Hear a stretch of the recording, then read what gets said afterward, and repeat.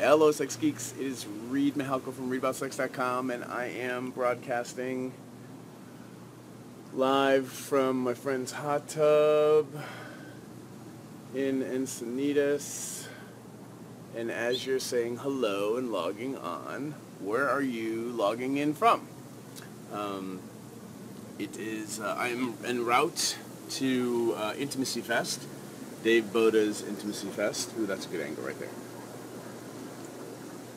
And as you can see, I'm in a hot tub, and I'm going to try not to share my naked bits. And I'm going to talk today about STI testing and STI STD, sexually transmitted diseases, or sexually transmitted infections. STI is kind of more used these days, and I'm old enough to be back in the day when we used STDs. So whatever works best for you, use those terms. And I'm going to preface this by saying I am not a nurse or a doctor. I am not a medical practitioner, nor do I play one on the internet. And this is all my advice as a sex geek and as a nerd about STIs and STDs. And there's a lot of people have a lot of feelings and opinions about STIs and STDs, and so I'm always going to tell you, go do your own research and talk to medical practitioners and professionals. And if you have friends who are doctors, especially or nurses, especially like kinky nurses and kinky doctors, and sex geek nurses and sex geek doctors, they're out there, they're in the communities. Also be kind to them.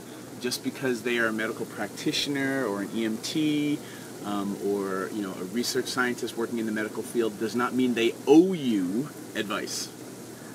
So don't, just because somebody's a doctor in that cliché kind of way where everyone's like, well, hey, it hurts when I touch such and such, or when I'm peeing, it does this and this that. Realize that this is these people's professions, so be kind, be generous, ask them, be consensual, ask them if they have bandwidth to give you some advice or share their thoughts. It's like people who in the medical professions who are in the sex geek communities get hit up all the time, and sometimes they're at a cocktail party or a poly munch or a kink, brunch or something like that, just to hang out and not be a doctor. So be kind to your medical friends because they are awesome, and do not, reward them. Ask permission, and then, buy them a drink or take them out to dinner or ask them what they need. They don't owe you anything. And so that's my preface. These are my opinions. Do with them what you will. Please leave your comments. I will try to answer as many comments as I can. And I'm heading off to Intimacy Fest, where I'm going to be teaching. And of course my battery tells me now that it's low. Man, time for a new phone.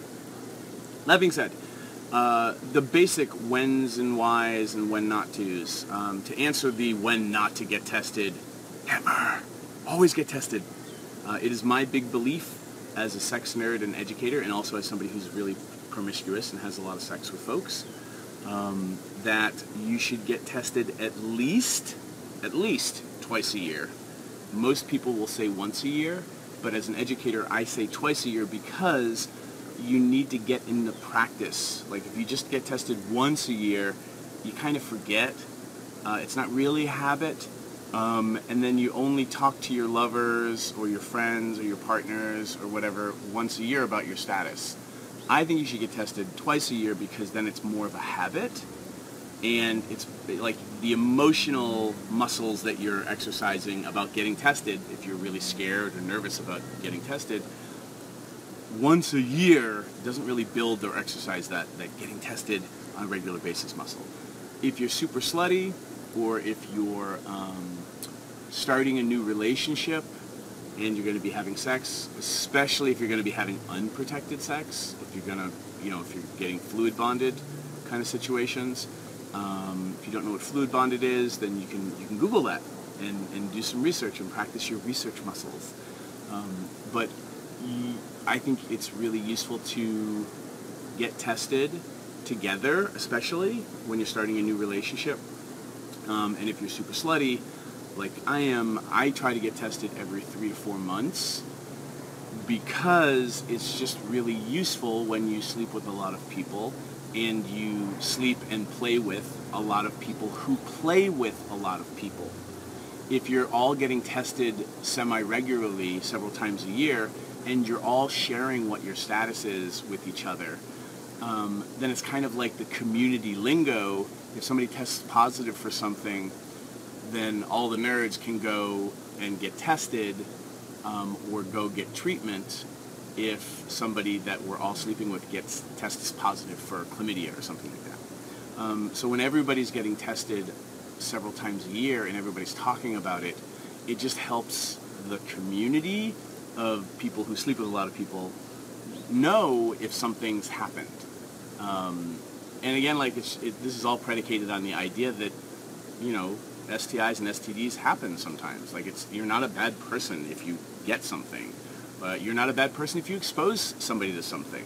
You're only a bad person if you know you're positive for something and you don't tell anybody.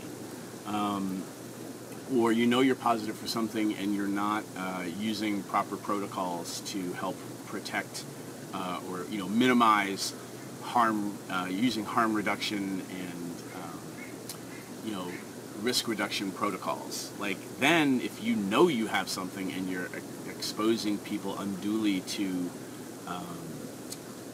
risks and you're not helping them know what they're getting into so that they can have informed choice, then you're just a douchebag, and that's not cool. And we all understand, I mean, I understand that people get scared and they get ashamed and they have fear and they don't always speak up in the moment.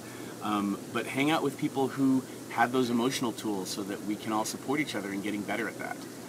I used to get weird about having herpes 1, and then I did the research for myself, talked to a lot of people about the risks of herpes, and then I made my emotional peace with something that's heavily stigmatized in the world. And now it's really easy for me to share with everybody that I have herpes 1. And, you know, for me, I've never had an outbreak that I know of, and so I don't know where it's located. And if that's going to freak you out to play with somebody who has herpes, then please don't play with me, because I will freak you out. And over the years, like now that it's really easy for me to share, and I understand when it's a bigger emotional deal for somebody else, or how I understand how herpes can be a huge pain for folks who have immune system compromised situations like Crohn's disease or Lyme's disease or HIV. So like I get it. And when we all know what's happening and we all have informed choice, which means we've all talked about it and done the research, and we're not just living by culture's advice, which is just that sex is bad. When we have more informed choice and emotional bandwidth, okay, you have such and such. Well, I know how to protect myself or to reduce harm, or what other crayons we have in the crayon box of being able to play. So if you have an active herpes outbreak, and but there's all these other things that we can do rather than make out because you have a cold sore or something like that. If you're HIV positive, then I can have a conversation with you and we can figure out all these other things that we can do that meet my relationship agreements and harm reduction and risk reduction approaches, so that I can spank you. I can do, there's all these other crayons that no one ever gets to because we're so paralyzed by fear. So my battery's getting really low, so let me talk about a couple other things. Do your research.